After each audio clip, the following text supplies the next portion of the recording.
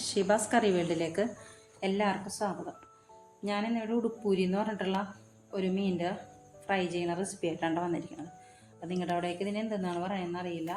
ഞങ്ങളിവിടെ ഉടുപ്പൂരി എന്നാണ് പറയണത്. അപ്പോൾ ഈ മീനത്തിന് മുള്ളിനൊക്കെ ബലമില്ലാത്തൊരു മീനാണ്. പെട്ടെന്ന് നമുക്ക് കട്ട് ചെയ്ത് കളയാൻ പറ്റും. അപ്പോൾ ആ മുള്ളൊക്കെ ഒന്ന് കട്ട് ചെയ്തതിന് ശേഷം അതിൻ്റെ തോലൊന്ന് പൊട്ടിച്ചിട്ട് കൈ കൊണ്ട് തന്നെ അങ്ങോട്ട് കീഴോട്ട് ഉരിഞ്ഞെടുത്താൽ മതി. അധികം ബലമൊന്നുമില്ല, മാംസത്തുമൊന്നും പിടിക്കാത്ത പോലത്തെ ഒരു തോലാണ്. അതുകൊണ്ടാണ് അതിനെ ഉടുപ്പൂരി എന്ന് പറയുന്നത്. അപ്പോൾ ഉടുപ്പൂരിണ പോലെ ഇങ്ങോട്ട് ഉരിഞ്ഞു പോകുന്നുള്ളൂ കേട്ടോ. അതിൻ്റെ മാംസമൊന്നും പറഞ്ഞു പോരുമെന്നോർത്ത് പേടിക്കണ്ട. അതങ്ങോട്ട് ഉരിഞ്ഞ് കളഞ്ഞാൽ മതി. അപ്പോൾ ആ ഉരിഞ്ഞ് കളഞ്ഞിട്ടുള്ള ഒരു ഭാഗമാണ് ഈ കാണുന്നത്. അപ്പോൾ അതിന് ശേഷം അത് നല്ല സ്ലൈസായിട്ട് കട്ട് ചെയ്യാം കേട്ടോ. അധികം കനത്തിൽ കട്ട് ചെയ്യരുത്. അപ്പോൾ ഉള്ളൊക്കെ മുരിയാനായിട്ട് ബുദ്ധിമുട്ട് വരുമല്ലോ. അപ്പോൾ സ്ലൈസായിട്ട് കട്ട് ചെയ്തതിന് ശേഷം നല്ലോണം കഴുകി ക്ലീൻ ആക്കാം കേട്ടോ. എന്നിട്ട് നമുക്ക് അതിനകത്തേക്ക് എന്തൊക്കെ ഇൻഗ്രീഡിയൻസ് ആണ് വേണ്ടതെന്ന് നോക്കാം. അപ്പോൾ അതിന് വേണ്ടിയിട്ട് ഞാൻ ഒരു 10-12 അല്ലി വെളുത്തുള്ളി എടുത്തിട്ടുണ്ട്. വെളുത്തുള്ളി ചെറിയ അല്ലികളായതുകൊണ്ടാണ് ഞാൻ അങ്ങനെ എടുത്തത് കേട്ടോ. പിന്നെ ഒരു വലിയ കഷ്ണം ഇഞ്ചി, ഒരു 3 പച്ചമുളകും എടുത്തത്. അത് നമുക്കൊരു 2 സ്പൂണോളം ചൊറുക്കൊഴിച്ചിട്ടൊന്ന് നന്നായിട്ട് അടിച്ചെടുക്കണം കേട്ടോ. അപ്പോൾ അത് നല്ല പേസ്റ്റ് പോലെ വന്നു. അപ്പോൾ ഇപ്പോൾ അടിച്ചപ്പോൾ പേസ്റ്റ് രൂപത്തിലായിട്ടുണ്ട്.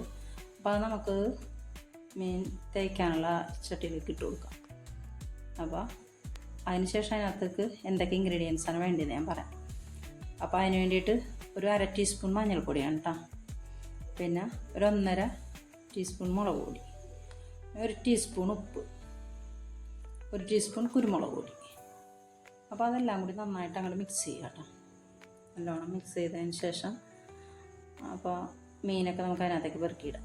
അപ്പോൾ അത് മിക്സ് ചെയ്തപ്പോൾ എനിക്ക് ഇത്തിരി മുളക് പൊടി കുറവുപോലെ തോന്നിയപ്പോൾ ഞാൻ 1/2 ടീസ്പൂൺ കൂടി ഇട്ടിട്ടുണ്ട് കേട്ടോ. നിങ്ങൾക്ക് എരിവൊക്കെ കുറവ് മതിയെങ്കിൽ അങ്ങനെ ഇട്ട് കുറച്ച് കുറവിട്ടാൽ മതി. അപ്പോൾ എനിക്കിത്തിരി എരിവൊക്കെ വേണം. അപ്പോൾ അതുകൊണ്ട് ഞാനൊരു 1/2 ടീസ്പൂൺ കൂടി ഇട്ട് അതെല്ലാം മീനുകളും പെറുക്കിയിട്ടിട്ട് നന്നായിട്ട് അങ്ങനെ കൈ കൊണ്ട് മിക്സ് ചെയ്യുക, എല്ലായിടത്തും പിടിക്കുന്ന രീതിയിൽ കേട്ടോ.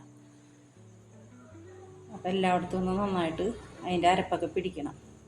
അപ്പോൾ നന്നായി മിക്സ് ചെയ്ത് കഴിഞ്ഞിട്ടത് ഒരു 1/2 മണിക്കൂർ 1 മണിക്കൂറോളം റെസ്റ്റ് ചെയ്യാൻ വെക്കാം കേട്ടോ. അത് റെസ്റ്റ് ചെയ്യാൻ എത്ര നേരം വെച്ചാലും കുഴപ്പമില്ല. മീൻ ചീത്തയൊന്നും പോലും ഉപ്പും ചോർക്കൊക്കെ പിടിച്ചതുകൊണ്ട് നന്നായിട്ടിരിക്കും. അപ്പോൾ റെസ്റ്റ് ചെയ്യാൻ വെച്ചതിന് ശേഷം നമുക്ക് അടപ്പ് കത്തിച്ചിട്ട് ഒരു പാൻ അടപ്പത്ത് വെക്കാം.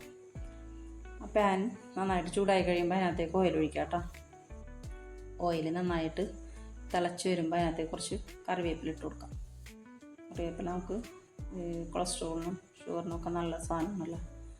അപ്പോൾ കുറച്ചധികം കറിവേപ്പില, ഞങ്ങൾക്കൂടെ ഇഷ്ടംപോലെ കറിവേപ്പിലൊക്കെ ഞങ്ങളുടെ വീട്ടിൽ തന്നെയുണ്ട്. അപ്പോൾ കാരണം കുറച്ചധികം കറിവേപ്പില ഞാൻ ഇട്ട് കൊടുക്കണം കേട്ടോ. അപ്പോൾ എന്നിട്ട് അതിൻ്റെ മീനൊക്കെ പെറുക്കി വെക്കാം. ഒരു മീഡിയം ഫ്ലെയിമിൽ വേണം തീ എപ്പോഴും. ഹൈ ഫ്ലെയിമിൽ ഇട്ടിട്ടുണ്ടെങ്കിൽ വേഗം കരിഞ്ഞു പോവും, മുരിയുമില്ല കേട്ടോ. അപ്പോൾ അങ്ങനെ ഒരു മീഡിയം ഫ്ലെയിമിൽ ഒരു 15 മിനിറ്റ് മീൻ അവിടെ കിടക്കട്ടെ. ഇതിന് പാനിൽ കൊള്ളണം അത്ര മീൻ നമുക്ക് അതിനകത്തേക്ക് പെറുക്കി വെക്കാം. അപ്പോൾ ഞാനിപ്പോൾ ഒരു 2 പ്രാവശ്യമായിട്ടാണ് മീൻ വറുത്തെടുത്തത് കേട്ടോ. അപ്പോൾ ഇപ്പോൾ അത് ഒരു 15 മിനിറ്റ് കഴിയുമ്പോൾ നമുക്ക് മറിച്ചിടാം. ഇപ്പോൾ മുരിഞ്ഞിട്ടുണ്ട്, ഒരു വശം മുരിഞ്ഞിട്ടുണ്ട്. അപ്പോൾ 15 മിനിറ്റ് കഴിയുമ്പോൾ മറിച്ചിട്ട് അതിന് ശേഷം ഇപ്പോൾ മീൻ റെഡി ആയിട്ടുണ്ട്, ഏകദേശം റെഡി ആയിട്ടുണ്ട്. ഇപ്പോൾ ഈ റെസിപ്പി എല്ലാവർക്കും ഇഷ്ടമായെങ്കിൽ എല്ലാവരും ലൈക്ക് ചെയ്യുക, ഷെയർ ചെയ്യുക.